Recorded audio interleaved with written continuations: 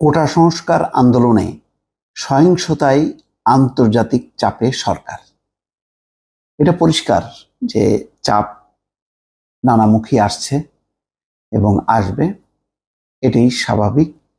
এবং আন্তর্জাতিক সম্প্রদায় চট করে কোনো অবস্থান নেয় না, তারা পরীক্ষা নিরীক্ষা করে, সংশ্লিষ্ট সবার মতামত নেয়, তারপরে তারা যখন উপলব্ধি করে, নিশ্চিত হয়, তখন তারা তাদের অবস্থান নেয়। নানা রকম চাপ, অর্থনৈতিক চাপ, রাজনৈতিক চাপ, যেই বিষয়গুলো ইতিমধ্যে বাংলাদেশ মোকাবেলা করেছে বা সেই চাপে আক্রান্ত হয়েছে। এখনকার যে ঘটনাটা, যেই ভয়াবহতা, এটি অতীতের যে কোনো ঘটনাকে ছাড়িয়ে গেছে।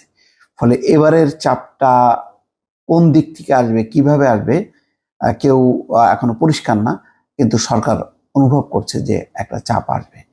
বিশেষ করে ইউএন মিশনের একদম ছাদ দেয়া যেই লেখা, তার ট্যাঙ্ক, রাস্তায় হেলিকপ্টার, এই ঘটনাগুলো গভীর পর্যালোচনায় আছে আন্তর্জাতিক সংস্থার।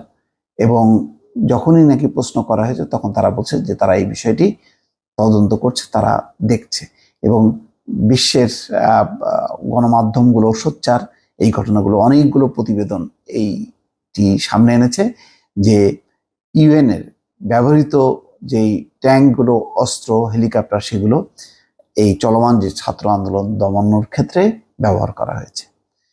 আজকের পত্রিকা যে রিপোর্টটি করেছে, বলছে যে কোটা সংস্কার আন্দোলন ঘিরে দেশে যে সহিংস পরিস্থিতি তৈরি হয়েছিল তা দৃশ্যত সামাল দিয়েছে সরকার।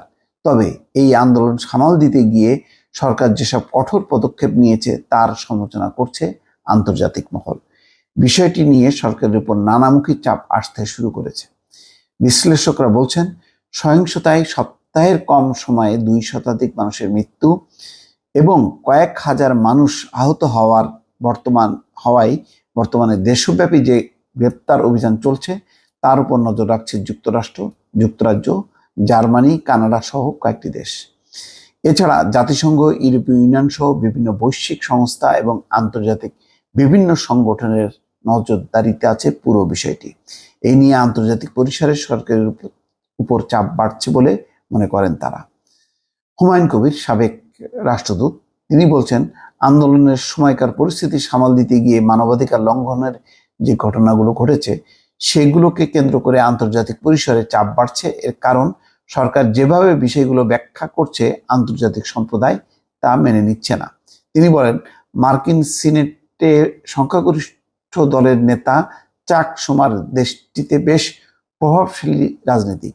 তিনি বর্তমান পরিস্থিতি নিয়ে যা বলছেন তার যথেষ্ট তাৎপর্য আছে।